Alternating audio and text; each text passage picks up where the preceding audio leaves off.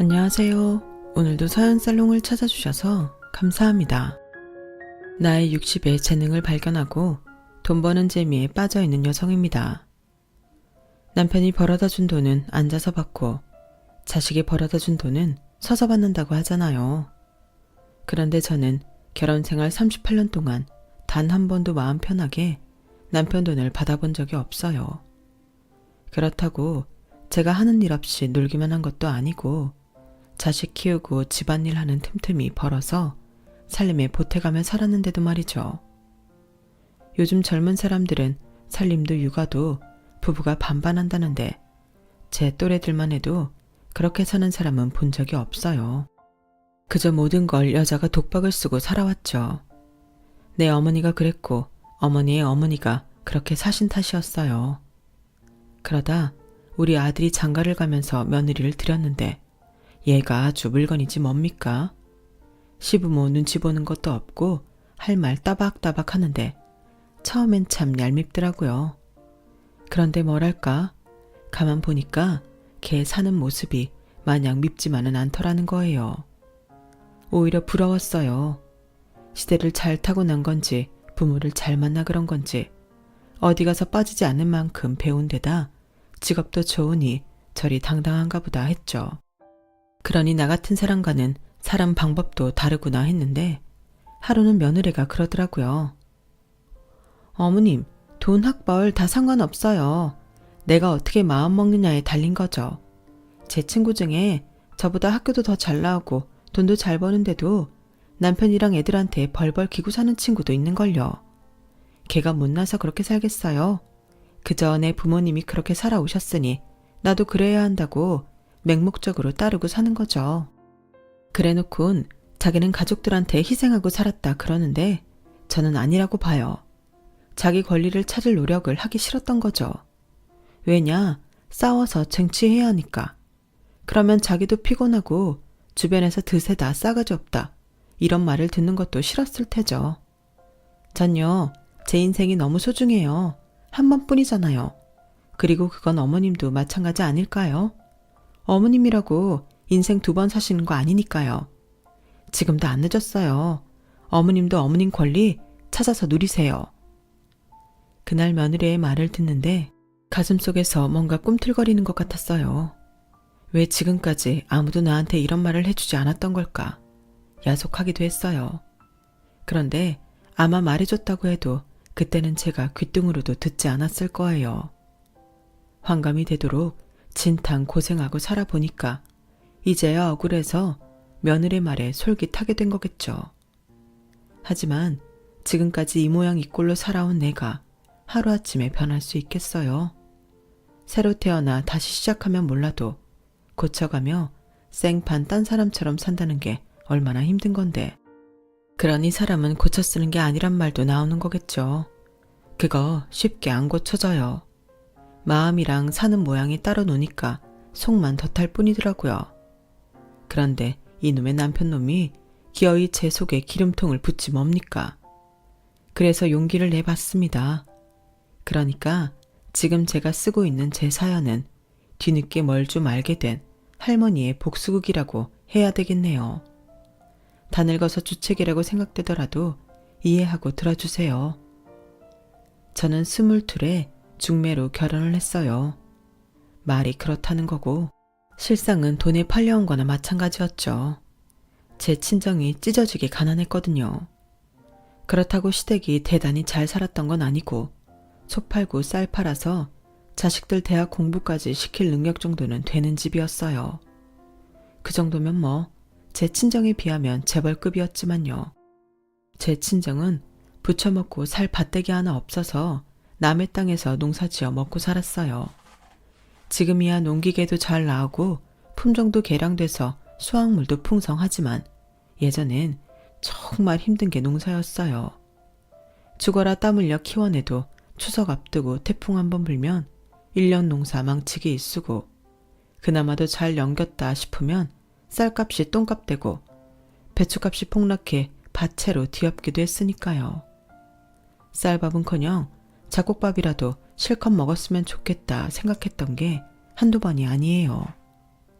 그렇게 가난한 집에 마지로 태어난 저는 태어나던 순간부터 제 친정 살림 미천이었어요. 날 때부터 병약했던 남동생 때문에 없는 살림에 약값까지 들여야 했던 부모님은 늘 돈에 쪼들리셨고, 그런 부모님이 안쓰러워 저는 일찍부터 한 사람 몫을 다하며 농사일을 거들었어요.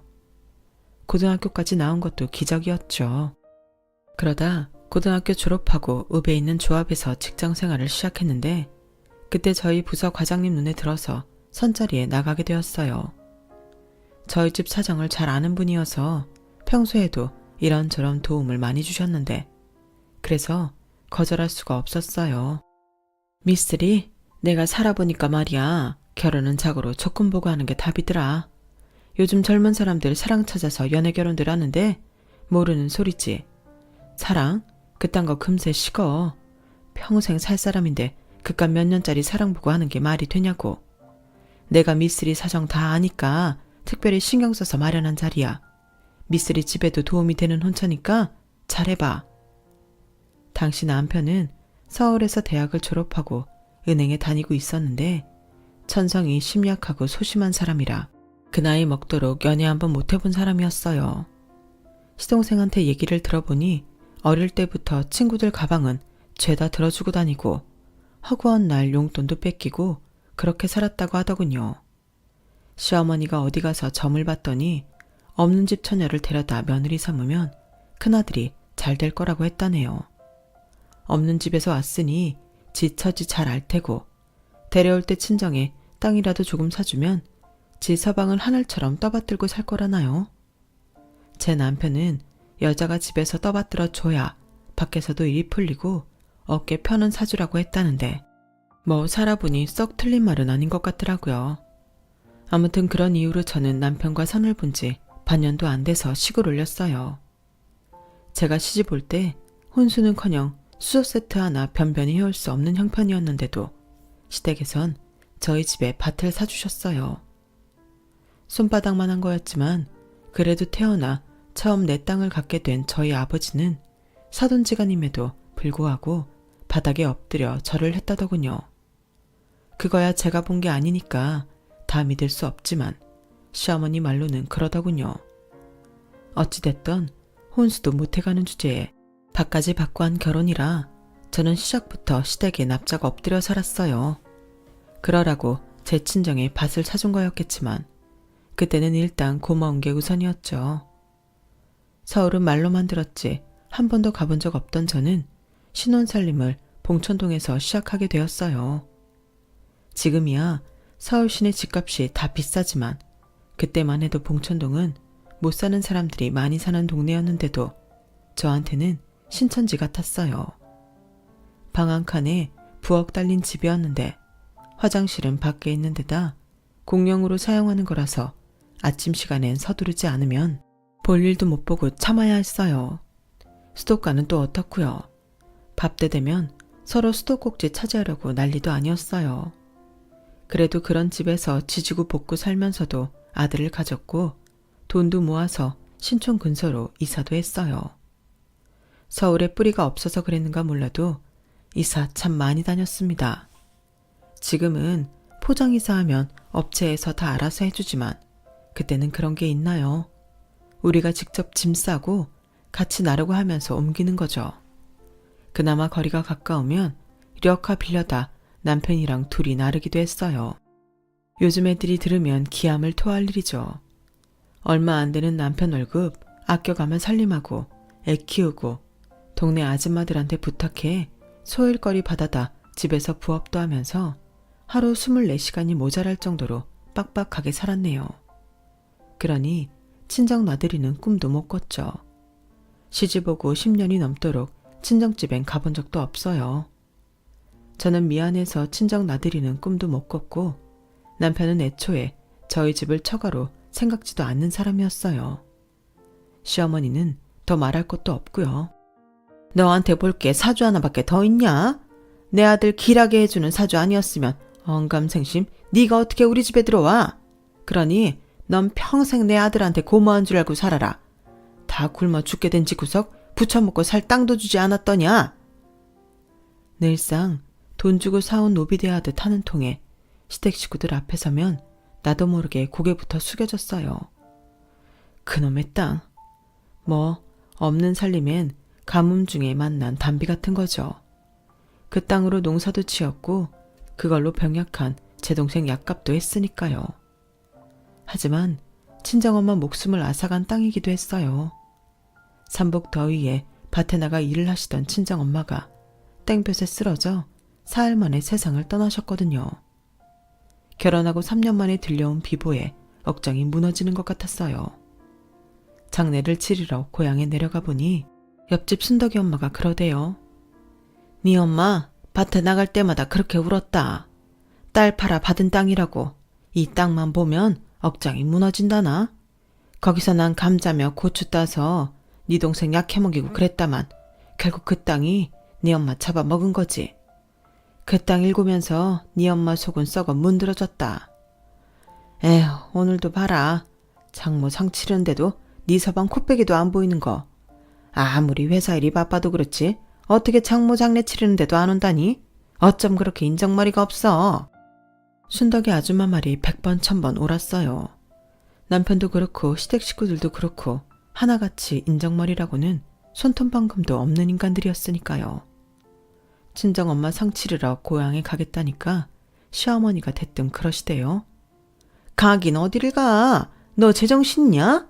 둘째 혼사도 얼마 안 남았는데 잡기라도 붙으면 어쩌려고 거길 간다는 거야? 쓸데없는 소리 말고 집에 붙어있어. 어머님, 다른 사람도 아니고 제 친정 어머니 장례예요. 어떻게 자식된 도리로 안 가봐요? 정 싫다 하시면 그 이는 두고 저 혼자 다녀올게요. 얘, 지금 무슨 소리를 하는 게냐? 내 아들이 안 가는 건 당연한 건데 뭘 네가 선심 쓰든 말을 해. 그리고 네가 가면 내 아들 밥은 누가 차려주냐?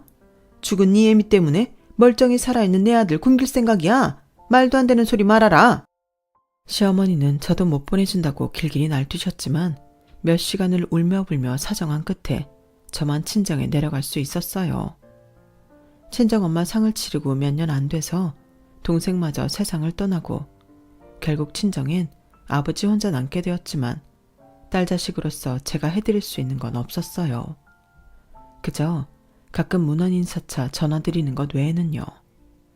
그러는 사이 시간은 흘러 새천년을 몇 년 앞둔 어느 날 또다시 들려온 친정아버지의 부고에 제 가슴에는 한 번 더 대못이 박히게 되었네요. 이번엔 집안엔 혼사가 있는 것도 아니니 당연히 저랑 같이 상을 치러줄 줄 알았던 남편이 대뜸 이러지 뭐예요. 아, 장인 하필 이럴 때 돌아가셔선 장례를 꼭 치러야 돼. 당신도 알다시피 IMF로 다들 힘든 상황인데 상 치른다고 올 사람이 누가 있겠어? 그리고 요즘 나도 인수합병이다 뭐다 해서 자리 비울 수가 없다고.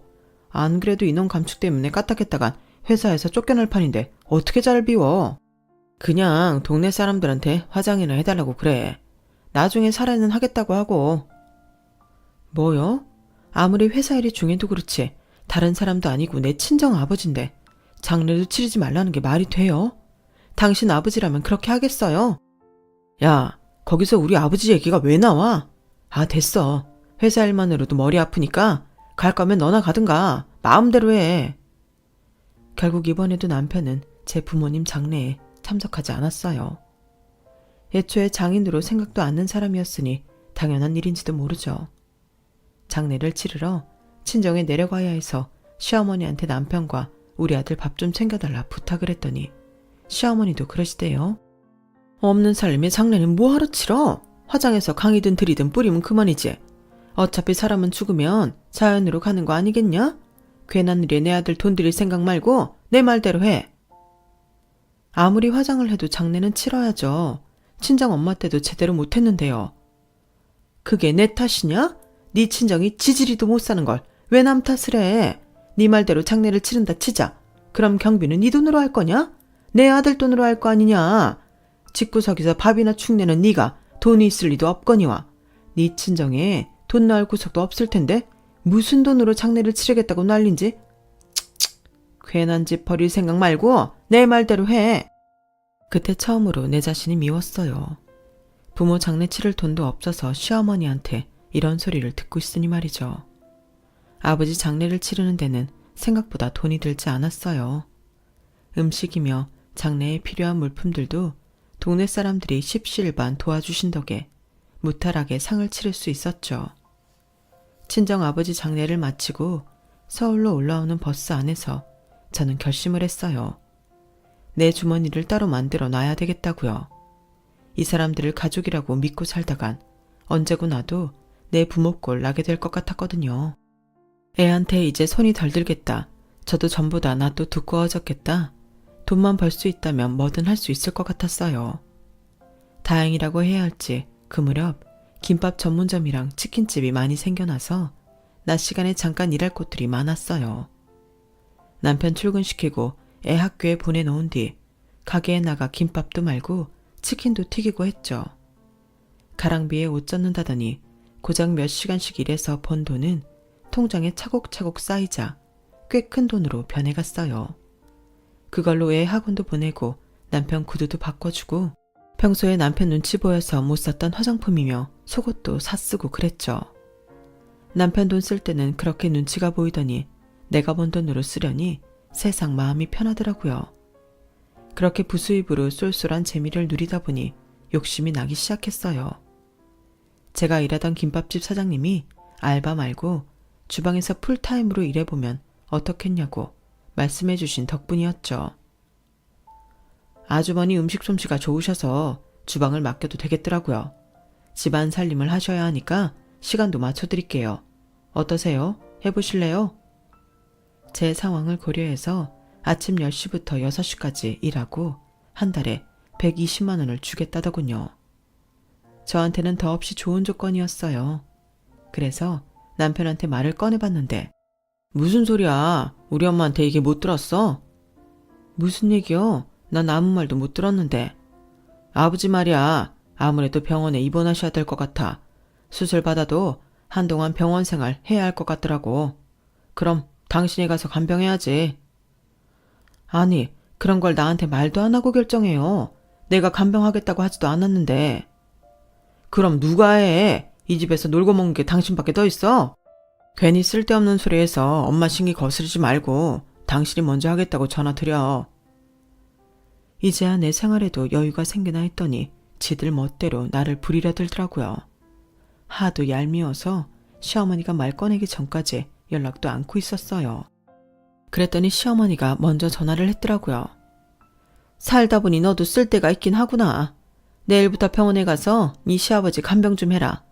네 남편이랑 애는 내가 밥 챙겨 먹일 테니 집에 올 거 없이 거기서 지내고 청소랑 빨래는 한가한 낮 시간에 와서 해놓고 가면 되잖니.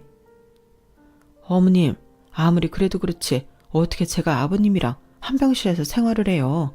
그러지 말고 잠은 어머님이 병실에서 주무시고 제가 틈틈이 가면 안 될까요? 뭐? 넌 며느리가 돼서 늙은 시애미한테 병수발 들라는 거냐?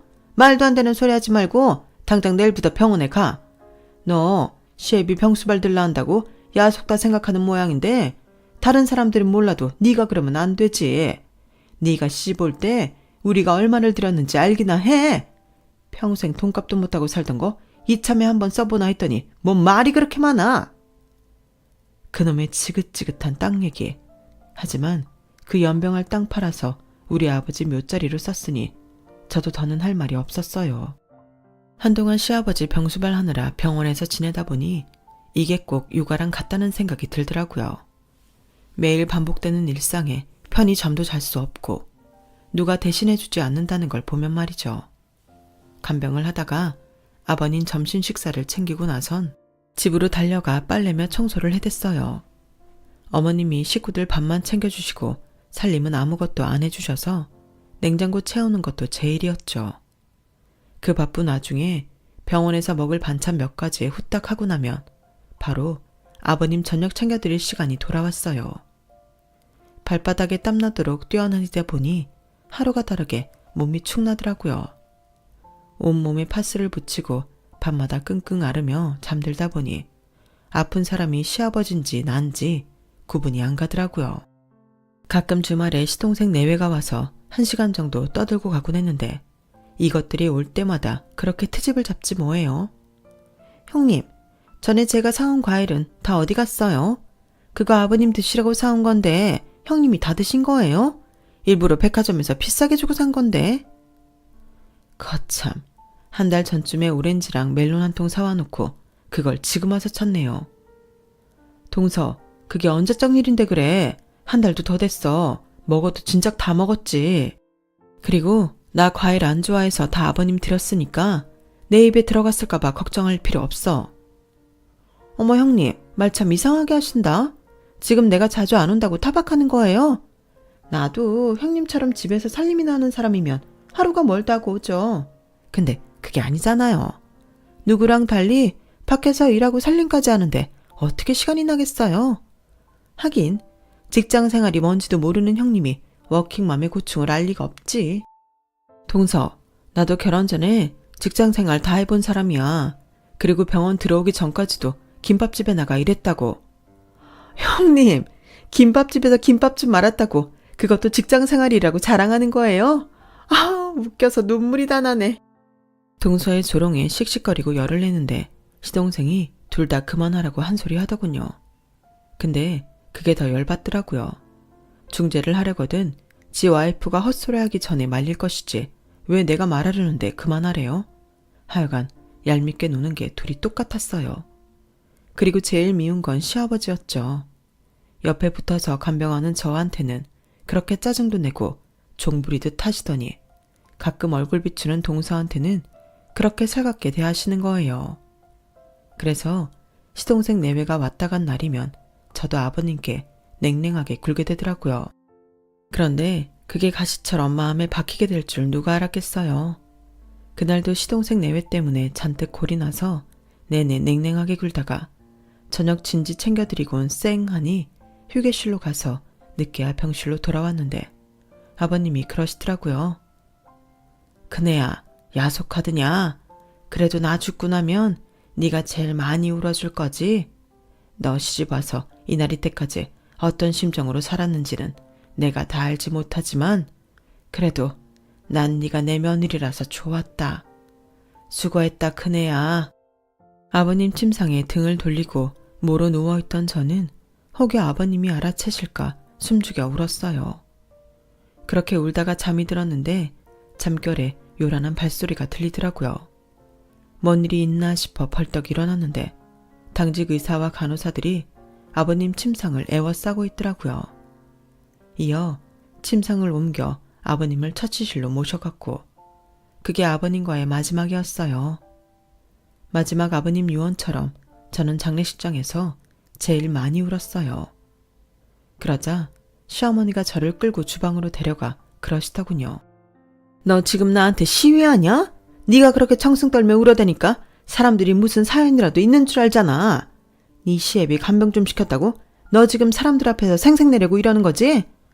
아이고 곰인 줄 알았더니 네가 아주 불려오였구나. 당장 눈물 그치지 못해. 한 번만 더 눈물 뺐다간 가만 안 둘 줄 알아. 슬퍼서 우는 것도 마음대로 못하게 했던 시어머니는 저를 그렇게 잡아놓고는 사람들 앞에선 한없이 처량하게 우는 척을 하셨어요. 정말 소름 끼치게 역겹더라고요. 2년 넘게 혼자서 시아버지 병수발을 한 건 저였지만 저희 가족 외에는 그걸 아는 사람이 없었어요. 어머님이 사람들 앞에서 마치 당신이 남편 병수발까지 도맡아 해온 것처럼 떠들어댔거든요. 재주는 곰이 부리고 돈은 왕서방이 챙긴다고 제 노력의 공은 모조리 시어머니가 챙겨가셨죠. 그래도 상관없었어요. 난 내 할 도리를 했으니 당당할 수 있잖아요. 게다가 아버님한테 수고했다는 말도 들었고요. 어머니는 이후로도 친척들 사이에서 아버님 병수발 얘기만 나오면 슬쩍 제 눈치를 보곤 했어요. 혹여 제가 사람들한테 무슨 말이라도 할까봐 두려웠을 거예요. 이제는 병수발할 시아버지도 안 계시고 다시 전처럼 일할 수 있는 시간은 생겼는데 문제는 일할 곳이 마땅치 않다는 거였어요. 살림도 해야 하고 애 뒷바라지도 해야 했으니까요. 그래서 반타임 파출 도우미로 나가게 되었죠. 그때 처음 일 나갔던 곳이 한정식집이었어요. 고추장이며 된장까지 직접 만드는 데라서 일손이 많이 필요한 집이었죠. 저는 장 만드는 곳에 배정이 됐는데 시골에서 나고 자라 그런지 홀 서빙보다는 이쪽이 편하더라고요. 친정 엄마가 장 담그는 걸 옆에서 도우며 익혔던 덕분에 일도 익숙했고요.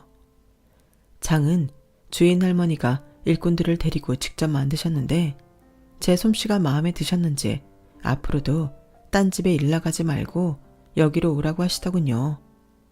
사실 반타임이라 일당은 얼마 안 됐지만 그래도 저한테 딱 맞는 시간대였고 꾸준히 할 수 있는 자리라서 그러겠다고 했어요. 그 집에 10년 가까이 일 나가면서 주인 할머니한테 참 많이 배웠어요. 장 만드는 것뿐만 아니라 장사하는 요령도 배울 수 있었죠. 그래봤자 내가 내 장사하기 전에는 써먹을 일도 없는 것들이었지만 재미도 있고 해서 수첩에 적어가며 열심히 배웠어요. 그러다 일을 그만둔 건 주인 할머니가 돌아가시고 아들이 가게를 물려받으면서였어요. 장사도 잘 되는 가게였는데 작자가 나서자 홀랑 팔아버리더라고요. 그 바람에 일하던 사람들은 하루아침에 실직자가 되었죠. 정직원들이야 퇴직금을 받았는지 어쩐지 모르겠지만 저는 일당받고 일하는 팥줄이라서 그런 거 없이 몸만 나오게 되었어요. 그땐 참 서운하더라고요. 비록 반타임만 일하는 거였지만 그래도 10년을 내 직장이다 생각하고 다녔는데 내일부터 나오지 마세요. 한마디로 떨궈내니 말이에요. 그렇게 식당 일을 그만두고 한동안 마음이 헛헛하더라고요. 바로 일을 시작하려고 했는데 일이 안 구해졌거든요. 이제는 나이가 많아서 써주겠다는 곳이 없었어요. 그렇다고 이 나이 먹고 식당에 설거지하러 다니기도 그래서 일을 쉬고 있었는데 아들 녀석이 하루는 결혼할 사람이 있다고 그러지 뭐예요. 그때 정신이 확 들더라고요. 아, 내 나이가 벌써 이렇게 됐구나. 품 안의 자식이라고 이제 아들 녀석도 떠나보내야 하는구나 하고 말이죠. 그런데 하필 아들놈이 데려온 며느리감이 저랑은 성격이 정반대라서 괜히 불편하더라고요. 내가 데리고 살 사람도 아닌데 어떠냐고 하시겠지만 그래도 얼굴 맞대고 살아야 하는 가족인데 기왕이면 나 좋은 사람이 들어오면 좋잖아요. 그런데 사람은 겪어봐야 한다고 시간이 갈수록 정이 가지 뭐예요. 배운 게 도둑질이라고 장 만드는 식당에서 오래 일한 덕분에 고추장이며 된장 만드는 건 자신이 있었거든요. 아들 녀석 장가 보낸 뒤로는 방도 하나 남아서 매주도 직접 뛰어가며 본격적으로 장을 만들어 먹기 시작했는데 며느리가 장맛을 보고는 그러지 뭡니까? 어머님, 이 좋은 재주를 왜 썩히고 계세요? 팔아서 돈 버세요. 얘는 내가 돈이 어딨니? 장 만들어 팔려면 공장도 있어야 하고 가게도 있어야 되는데 너도 알다시피 내 손이 진 게 아무것도 없잖니. 어머님, 요즘엔 홈메이드 제품도 잘 팔려요. 판매야 인터넷으로 주문 받아서 팔면 되는데 뭐가 문제예요? 어머님이 하겠다고만 하시면 판로를 제가 만들어 드릴게요. 일단 첫 주문은 제가 할게요. 저희 먹을 거 고추장 된장 한 통씩이랑 제 친정 것도 한 통씩 해서 총 4통 만들어주세요. 매사에 딱 부러지는 며느리는 원가에 시간당 급여, 배송비를 계산해서 가격을 산정했어요. 그리고는 인터넷에서 시판 중인 제품들이랑 가격 비교해서 최종 가격을 결정했죠. 그래 봐야 주문량은 1kg짜리 4통이었지만요. 그래도 이걸로 돈을 벌 수 있다 생각하니 기분은 좋더라고요. 그렇게 장난처럼 시작한 장 만들어 파는 일은 1년이 지날 무렵부터는 꽤 쏠쏠한 수입원이 되었어요. 며느리 직장 사람들은 물론 며느리 친정 쪽에서 들어오는 주문량도 상당했고 인터넷으로 주문해서 먹어본 사람들이 몰고 온 신규 고객까지 그 사이 많이 늘었거든요. 처음엔 집에서 그런 걸 만들어 판다고 타박을 하던 남편도 제 통장에 찍히는 수익금을 보자 슬슬 욕심을 내더라고요. 이참에 차 좀 바꿀까 하는데 당신은 어때? 기왕이면 수입차로 할까 하는데 말이야. 그런 걸 언제 나한테 물었다고 그래요? 당신 마음대로 해요. 이 사람이 내가 꼭 내 입으로 차 바꿔달라고 해야겠어? 말을 하면 대충 알아먹을 것이지 머리 안 좋은 거 티내. 애초에 차 사달라고 했으면 됐잖아요. 그리고 내가 머리가 왜 안 좋아요? 아들은 엄마 머리 담는다고 우리 성준이 공부 잘했던 건 몰라요? 이봐. 내가 이래서 자넬 보고 머리가 안 좋다는 거야. 아들이 엄마 머리 닮는다는 증거가 어딨어? 과학적으로 증명은 된 얘기야? 아니지? 어디서 출처도 불분명한 헛소리를 듣고 와서는 떠들기는. 그 출처가 바로 당신 어머니네요. 어머님이 항상 그러시잖아요. 당신의 어머님을 닮아 똑똑한 거라고. 따질 거면 당신 어머님한테 가서 따지라고요. 우리 부부 목소리가 커지자 방에 있던 아들 내외가 거실로 나왔어요. 마침 주말이라 김치랑 밑반찬 가지러 와 있던 참이었거든요. 아들 내외 얼굴을 보자 남편은 방금 전보다 목소리를 높여 소리치기 시작했어요.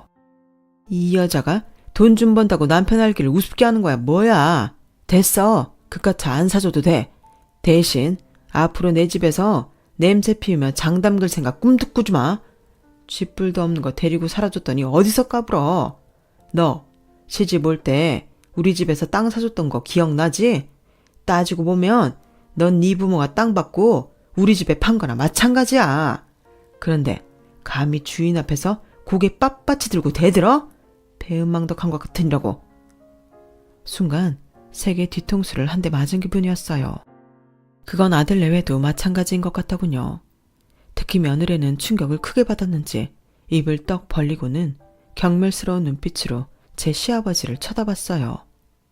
그제야 남편도 자기가 말을 심하게 했다는 걸 깨달았는지 헛기침을 하며 슬쩍 제 눈치를 봤어요. 그러게 자네가 내 속을 긁지만 않았어도 이런 말까진 안 했잖아. 배고프니까 점심이나 차려.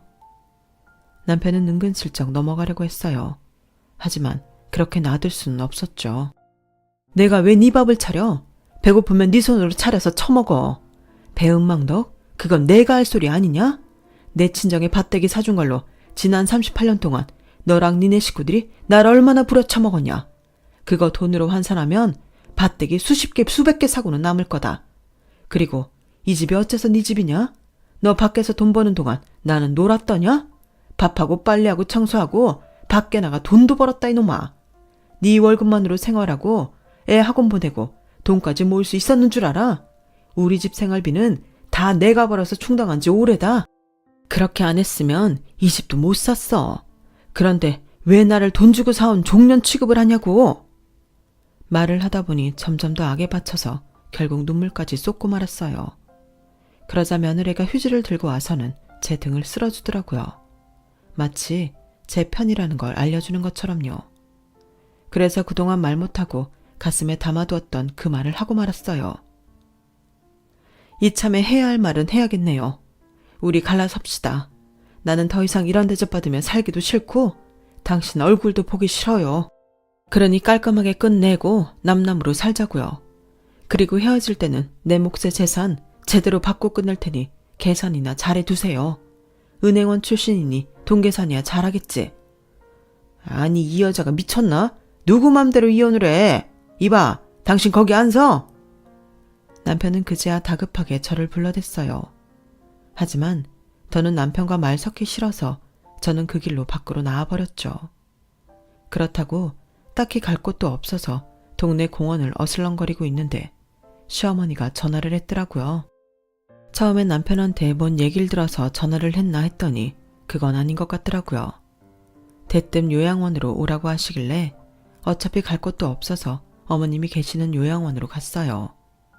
집에 들어가 옷이라도 갈아입고 갈까 하다가 그냥 말았어요.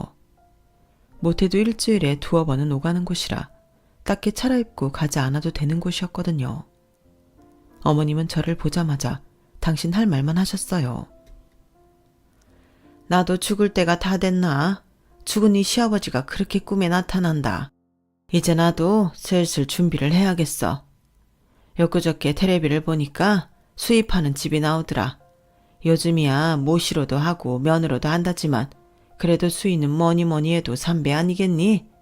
유명한 사람들도 그 집에서 수위를 맞춰간다던데 니들 생각해서 비싼 거는 못하겠고 그냥 돈 1,000만 원 하는 걸로다가 하나 장만해 다오. 네? 1,000만 원이요?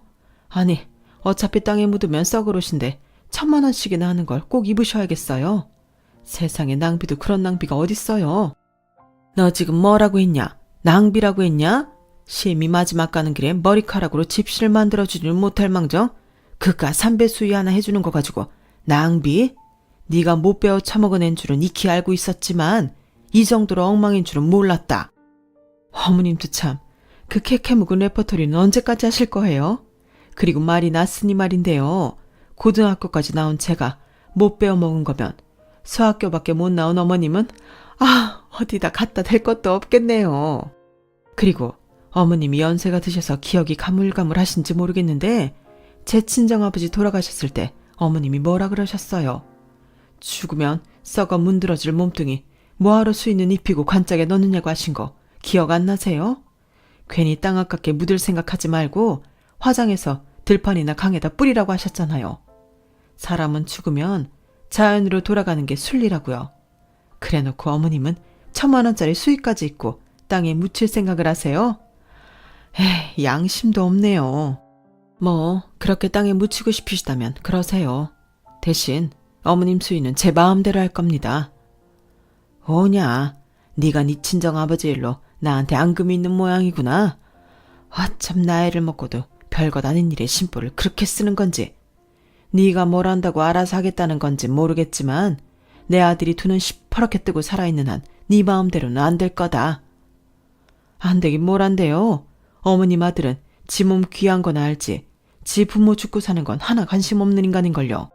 이날 이때까지 어머니 뵈러 그 양반이 찾아오는 거 본 적 있어요? 명절에도 나나 우리 아들 시켜서 다녀오라고는 하는데요. 그런 사람이 퍽이나 어머님 수위를 챙기겠네요. 바랄 걸 바라세요. 뭐 그런 게 어머님 큰아들 뿐인가요? 잘난 둘째 아들의 딸내미들까지 죄다 지들 먹고 사는 데만 급급하지 누구 하나 어머님 챙기는 사람이 있냐고요. 그러니까 허튼 기대는 하지 마세요. 제가 어머님 수위로 100% 면반스 한 장 입혀드릴게요. 어머님이 저한테 매번 그러셨잖아요. 어차피 겉옷으로 가려줄 거 비싼 속옷은 뭐하러 입냐고. 남편이 입다 버린 속옷 주워 입으면 그만 아니냐고요. 생각 같아선 어머님 아들이 입던 반스 입혀서 보내드리고 싶지만 그래도 먼 길 가시는데 새 반스 사서 입혀드릴 테니까 안심하세요. 그 정도면 저도 크게 해드리는 겁니다. 그리고 기왕 저 세상 가실 거면 한두 달 안에 가시는 게 좋겠네요. 제가 어머님 아들이랑 이혼을 할 참이거든요. 그럼 안녕히 계세요. 저는 성질을 부리며 각티슈를 던지는 시어머니를 뒤로하고 병실을 나왔어요. 이혼 얘기를 이렇게 전하고 싶지는 않았는데 어머님이 자초한 일이니 별 수 없었다 생각하기로 했네요. 그렇게 저는 남편과 이혼을 하고 재산 분할을 받아 작은 전셋집으로 이사를 했어요. 그날 자기 시아버지한테 단단히 실망한 며느리는 이후로 제 든든한 백이 되어주었죠. 집을 구할 때도 그렇고 저 혼자 홀로서기를 하는데도 도움을 많이 주었어요. 처음엔 맹랑하게만 보였던 며느리가 내 인생의 스승처럼 느껴지다니 인생은 참 알다가도 모를 일인 것 같아요. 그건 아마도 자기 인생은 자기가 어떻게 하느냐에 따라 달라진다고 했던 며느리의 말이 제 인생을 바꿔주었기에 더더욱 그런 생각이 드는 것 같습니다. 앞으로 제 인생이 또다시 어떻게 바뀌게 될지는 모르겠지만 그래도 두렵지는 않아요. 살아오면서 모진말에 굳은 살도 꽤 생겼고 무엇보다 내 힘으로 벌어먹고 살 수 있는 길을 알게 돼서 그런 모양입니다. 2번 사는 인생도 아니고 한 번뿐인 인생이니 후회 없이 살아보렵니다. 앞으로의 제 인생 응원해 주시면 고맙겠습니다. 지금까지 제 사연 들어주셔서 감사합니다. 항상 건강하세요. 여러분, 사연 댓글에 응원과 현명한 조언 부탁드려요. 좋아요와 구독은 저에게 큰 힘이 됩니다. 오늘도 좋은 일 가득하세요.